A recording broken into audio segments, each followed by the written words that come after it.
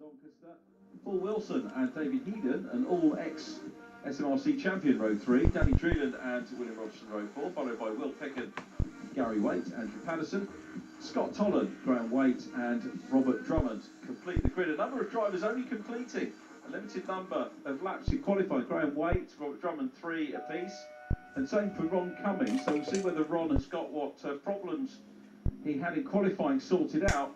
Nearly ready for the start of round 7 here. Watch for Ron Cumming in the Nemesis kit car from the outside of the front row. The proverbial off the shovel, he is away. Kenneth McKell in second.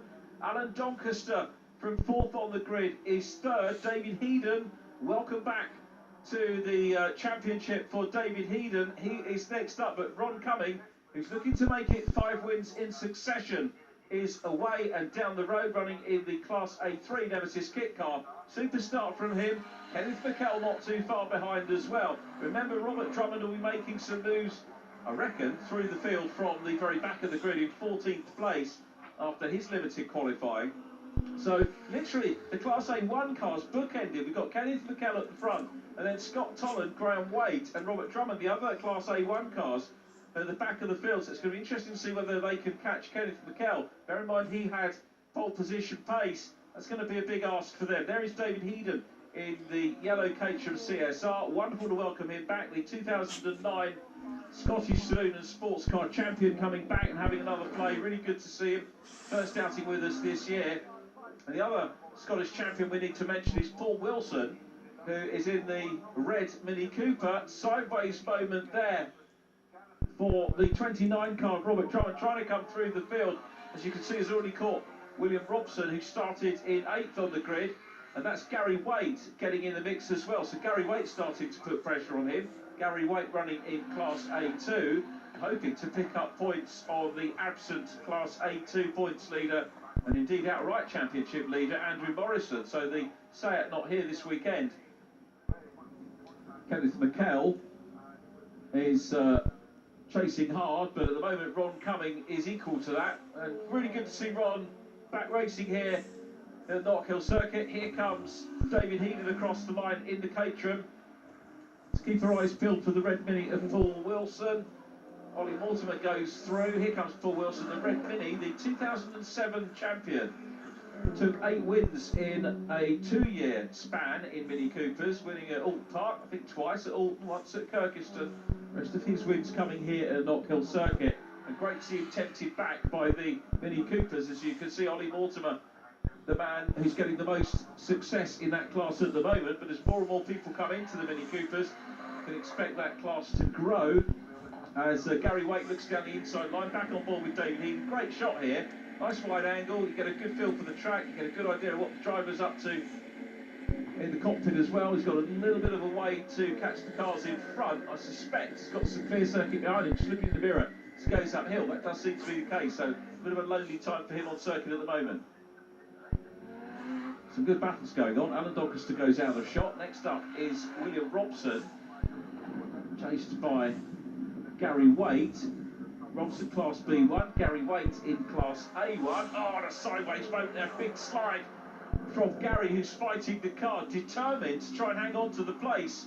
But William Robson looking to come up the inside line. Robson, 2nd overall in the championship, could take the championship lead here from Andrew Morrison, and a spin for Andrew Patterson, our B3 runner, the BMW. Thankfully nobody coming, so he's going to be part of it. Ron Cummings coming, here he is. And Kenneth McKell in 2nd place. I do hope that Andrew will be able to rejoin, but that's going to put him down towards the back of the field. So it's Ron Cumming out front. There we pick up on 28, Scott Tolland, one of the Class A1 runners. Thankfully Andrew Patterson does get going. Picks a safe moment to rejoin the team, and he's on his way to try and pick up a finish, and therefore a win in Class B3, 18 points for the class win if there are 2 or 1 starters. So we watch Alan Doncaster in car number 48. Mitsubishi, haven't seen him since the opening round of the year on the 9th of April, but good to welcome him back today. Qualified in 5th behind David Headon, up ahead of William Robson, and indeed was the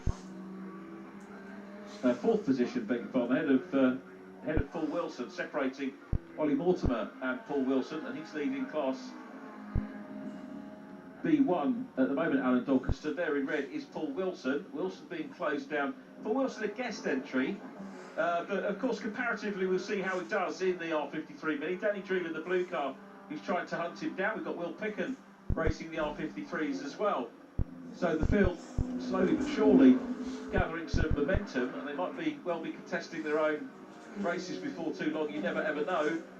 Certainly still plenty of the Celtic Speed Scottish Mini Cooper Cup runners in the non-Cooper cars running well and having their standalone races, and very entertaining of course they are as well. A massive sliding moment there for Graham Waite, who was having all sorts of problems, Graham Waite, but he seems to collect it all up. The driver I've been watching for many years, like Ivor Greenwood in the Legends, he raced in hot rods probably the same time as Ivor Greenwood, but Graham was a hot rod man through and through, whereas Ivor started on the stock car circuits. But Rob Cumming meanwhile still picking off the runners pretty quickly at the moment, passes Ollie Mortimer and heads down in towards Scotsman Corner to deal with some more traffic. Rob Cumming certainly is earning his race wins here. Might be getting away from the front of the field, but he's having to deal with traffic throughout all of the 12 lap races that we've had so far. The Aberdonian in Nemesis kit car looks like he's going to take another win here. Very well clear. Fastest lap of the race as well, 52.64. Qualifying time was a 1 minute .173.